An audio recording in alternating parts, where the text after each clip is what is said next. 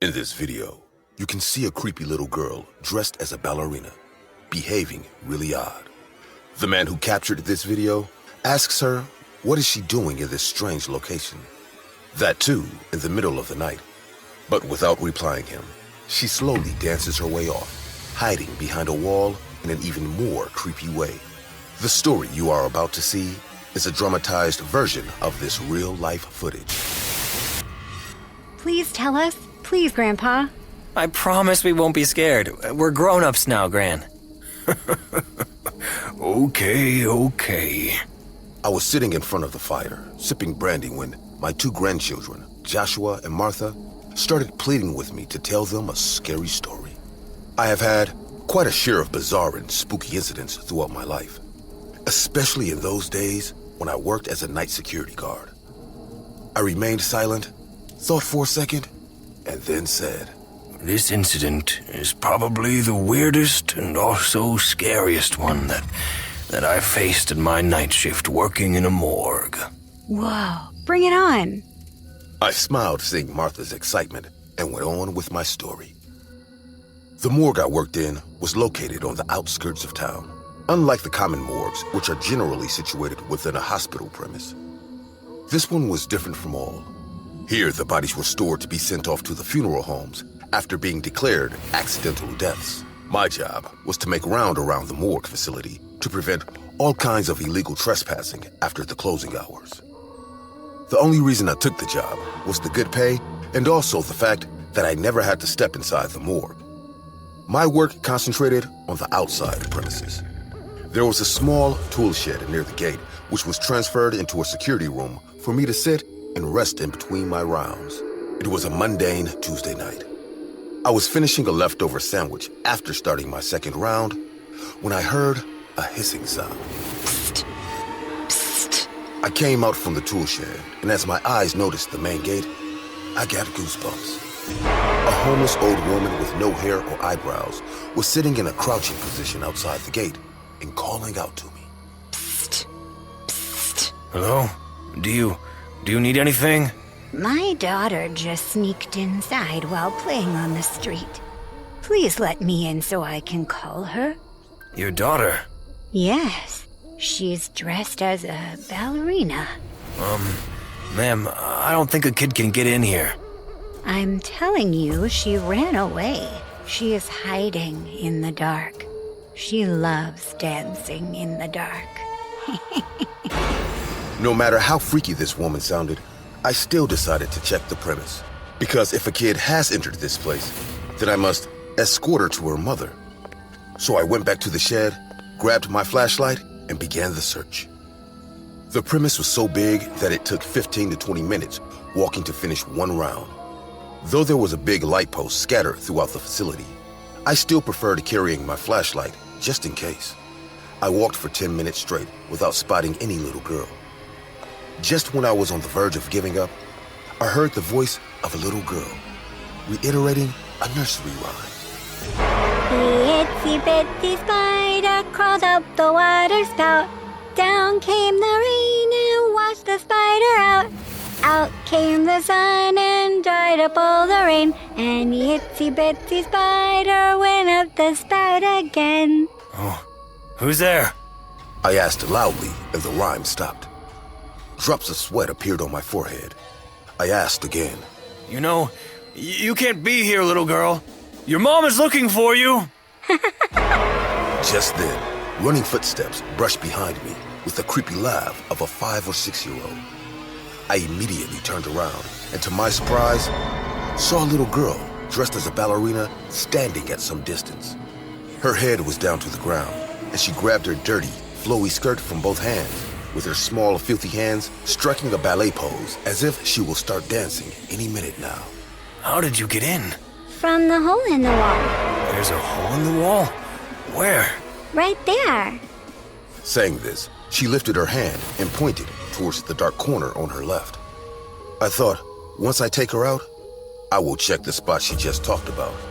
So, I took one step toward her when she chuckled in a very creepy way and said something that made my skin crawl.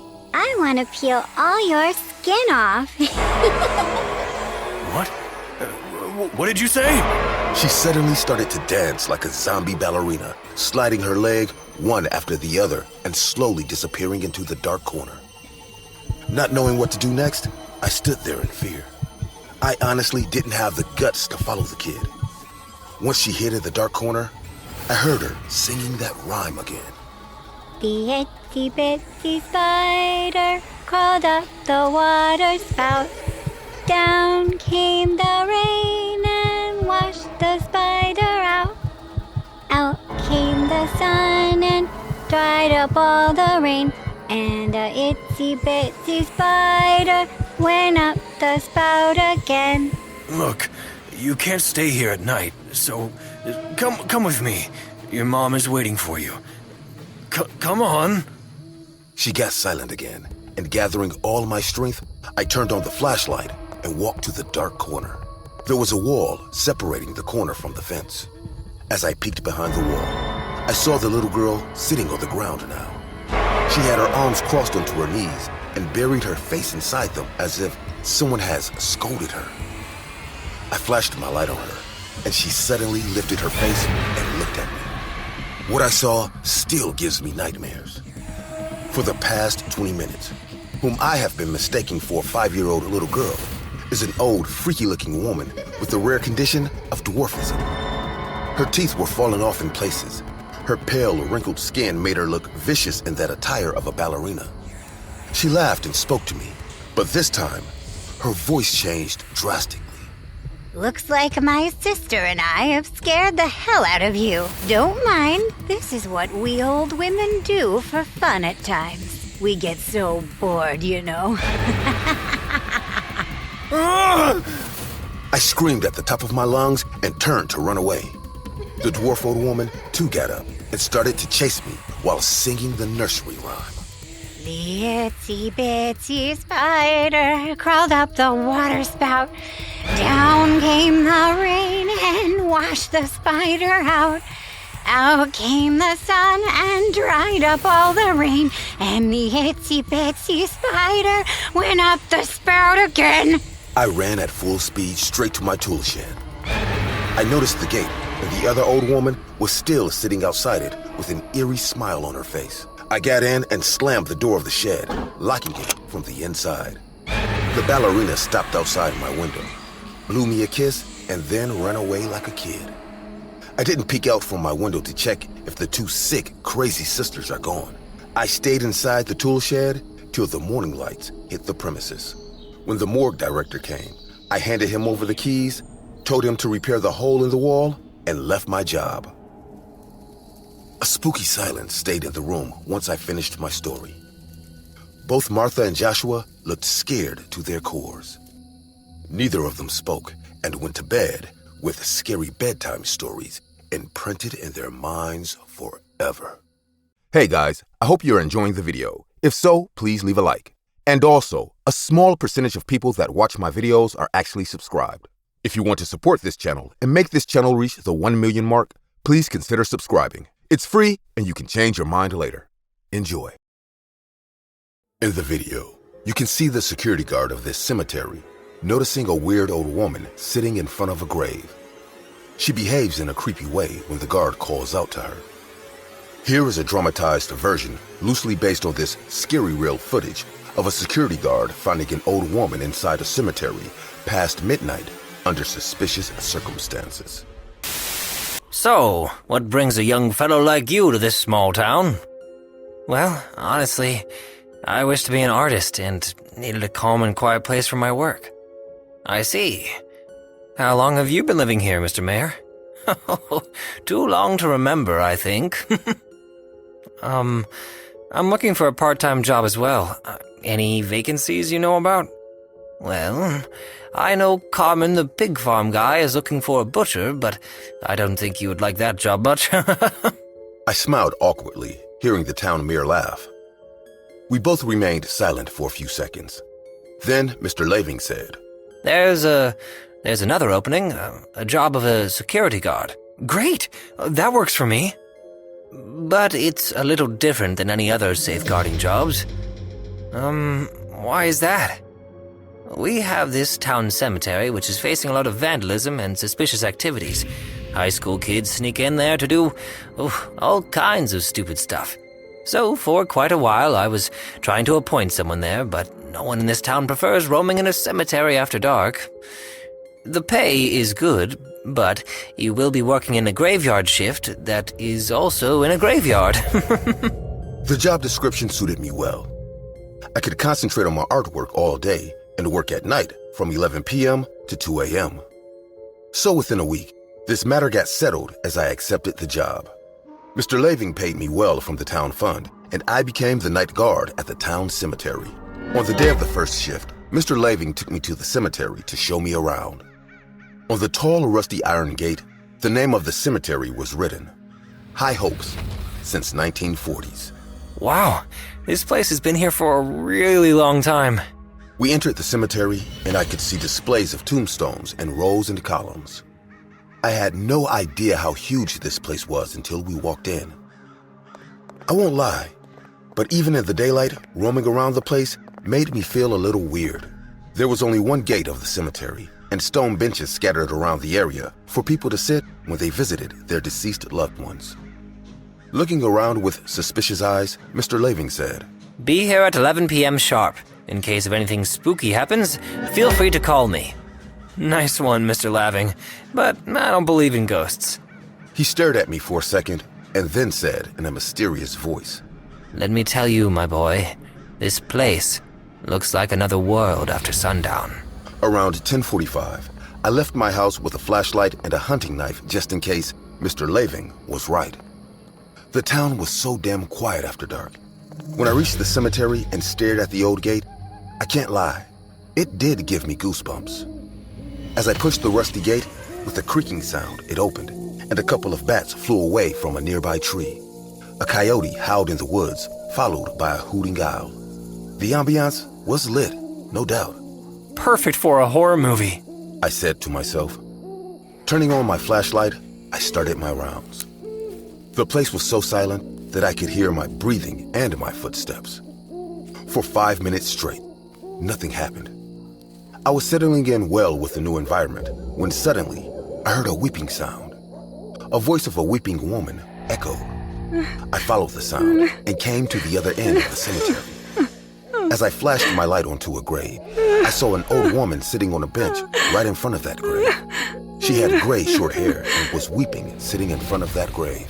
Ma'am, the visiting hours are in the morning. You shouldn't be here at this time. Ma'am? She stopped weeping, slowly turned her face towards me, and looked me in the eyes. I swear, anyone else would have run away at that moment, but I just stood there with mixed feelings. After staring at me without blinking once, the woman said, The voices told me to come here and see him. What? See who?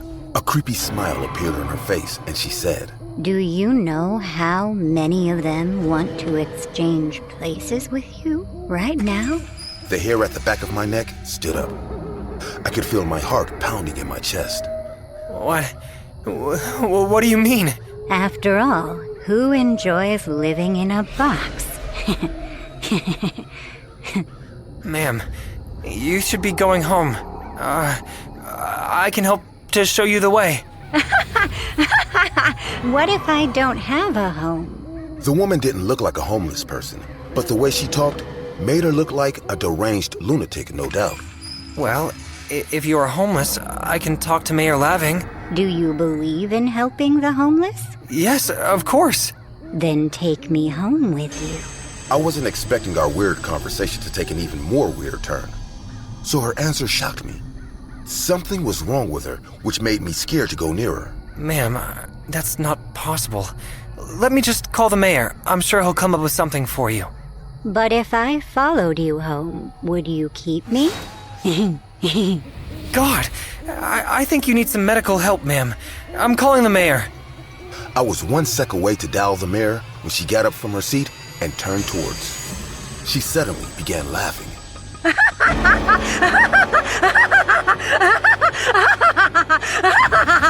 Her body stood still like a log. Only her face moved. It was so creepy to witness her behavior like that. Suddenly, she slapped herself. Wham! Right on the cheek, and screamed in a man's voice. You promised you wouldn't be like this. You promised, Samantha. Who gave you the right to slap me? I am your husband. But you're the one who left me when I needed you. You know I had to. No one can live forever. But you promised me we would never be apart. You said you loved me, Gerald. Gerald? As freaky as it was to watch her having this entire conversation with herself while speaking in two distinctive voices, I had no idea what to do and how to react. She started screaming for Gerald and then turned around to follow someone invisible standing in the dark. Gerald? Gerald, please don't go away. I promise I'll behave. Please come back. She began to run, and I was so worried for her because, by that time, I have got some idea what is wrong with her. Ma'am, stop, please! I ran behind her because she was old and sick, and it would have been cruel if I left her that night. After chasing the air for a minute straight, she let out a painful scream and fainted on the ground. Ah! What I found out later still brings tears to my eyes. The woman's name was Judith Laving. She was the old aunt of Mr. Laving. Last week, she lost her husband, Gerald Laving, to cancer, and since then, started having hallucinations about her deceased husband. It was the first time she left home in the middle of the night to visit her husband's grave. Seeing one person talk in behalf of two was surely the most bewitching experience of my life. Mr. Laving and his family later sent her to a mental institution so she doesn't scare anyone else in the town, as she did to me. I am continuing my job in the cemetery, and even though Judith is gone from this town, every night at my rounds, I get scared thinking I will see her sitting near her husband's grave with a creepy grin.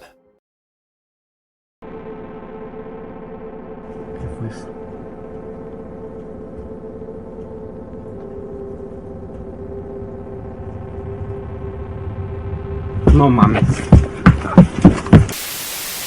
As a matter of routine, aircraft security guards are required to inspect aircraft before the public boards them. What this security guard didn't know is that he would be accompanied on this inspection. The story you are about to see is a dramatized version of this real-life footage. Being an airplane security guard was never my dream job. I knew a lot of people who enjoyed being a guard, who loved the danger, and went into the job expecting a lot more action than what was actually there. Me, I knew what to expect. Teenagers making out in the bathroom, the occasional drunk person, and maybe some lost kids. I used to think that was the ideal job, until the day I discovered that when danger is near, not everyone is cut out to be a security guard. This is routine for all airlines, to check for stowaways or anyone who might want to harm the rest of the passengers. These walks would not usually take more than a few minutes. Get in, turn around, and leave. That was my least favorite part of the job. I admit it, I'm a bit of a scary cat, and entering a dark plane, even a harmless one, terrified me. But that day, I was dying to go check the planes. Not because I felt brave or because I wanted to do a good job, but because outside the plane, something terrified me even more. From the beginning of the day, a man was sitting at the airport, staring at me. At first it seemed strange and had made me a little uncomfortable, but no more than that. But when almost an hour had passed, and that man was still there, watching every move I made, I became frantic. Hey, if he looks at you so much, why don't you go say something to him? Are you crazy? Just look at him. The person didn't look exercised. He even looked like he had some kind of deformity. But even so, his body looked huge and imposing. Maybe he's in love with you. Do you want me to go ask him for his number for you? Hey, shut up! He might hear us. Joseph, are you out of your mind? We're 20 meters away in an airport. There's no way he can hear us. I know, but it's still scary.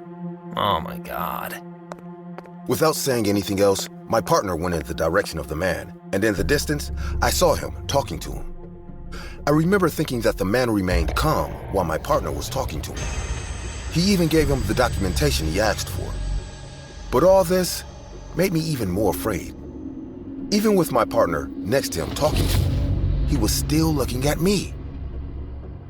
A few seconds later, my partner came back. Well, the good news is that he's clean. He's expecting a ride in an hour. Well, I don't need you to tell me the bad news. I already figured that out. I know, but he'll tell you anyway. That man didn't look back at me anytime. He only looked at you. Okay, that's enough. What will you do? Will you face him? Hell no! I'm gonna ask the boss to make me go clean the toilets or do something else. Classic Joseph. My partner thought it was a joke and that I really wasn't scared of the man, but he was wrong. I was horrified. My manager had compassion and allowed me to go check on the planes before they left. Sometime later, I realized that this decision was terrible, because not only was I entering a dark and cramped place, but also I was completely alone. Or at least, that's what I would have liked to believe. I began to explore the plane. Although by now it's routine, I still can't get used to doing it alone. A new rule of the administration to avoid wasting people. I walked to the bathroom, looking at all the seats on the sides without meeting anyone. When I was in front of the bathroom door, a noise almost made my heart stop. Was there someone inside the bathroom? I knocked on the door, but there was no answer, and the noise continued as if nothing had happened. It was faint, but I could hear it. I gathered all my courage and violently opened the bathroom door, and to my surprise, I found myself face to face with the author of the noise, a simple insect. And how the hell did you get here? I breathed calmly, closed the bathroom door, and prepared to return. I walked quickly towards the entrance, but something stopped my steps and paralyzed my body. A huge shadow was poking its head out of the exit door. I regained my body's energy and quickly ran to the bathroom, not realizing that I was closing myself in even more. The shadow stopped looming and showed me his full body. It was the man from before, who had somehow snuck onto the plane. Sir, get out of here. This place is private. From the other side, there was no response. The man remained completely frozen, looking at me with his huge and imposing eyes. I pulled out my radio and began to speak in agitation, hoping to scare the man. Hey, it's Ramirez. I have a situation on the plane. A man got on without authorization, and I can't get him off. Could you send someone, please? Yeah, of course, man. We'll send someone right away. Hey, I've already called someone. Go away, or we'll get you out together. Still, without saying anything, the man started to walk slowly toward me. Whoa. Stop, or I'll have to use force. All of a sudden, the man was ahead of me, still staring at me with his expressionless and gloomy face. Sir, get away! Without letting me finish, the man grabbed my neck with one hand. He had incredible strength. Effortlessly, he lifted me into the air, and when I thought he was going to kill me, he threw me against the seats. Even though I didn't hit anything solid, my back hurt a lot. Before I could react and get up, the man was next to me again. He brought his hands to my face and violently pressed his fingers over my eyes. The pain was indescribable. I felt like I was going to die at that very moment, and I didn't even understand why. Luckily, I was able to give him a lucky kick in the man's crotch, which stopped him long enough for me to run away. I locked the door of the plane from the outside and kept running, looking for help. When my partners arrived with the police, they entered the plane with guns. Finding him was not difficult. The man was just sitting on the toilet, staring blankly. They took him away, and he did not put up any resistance.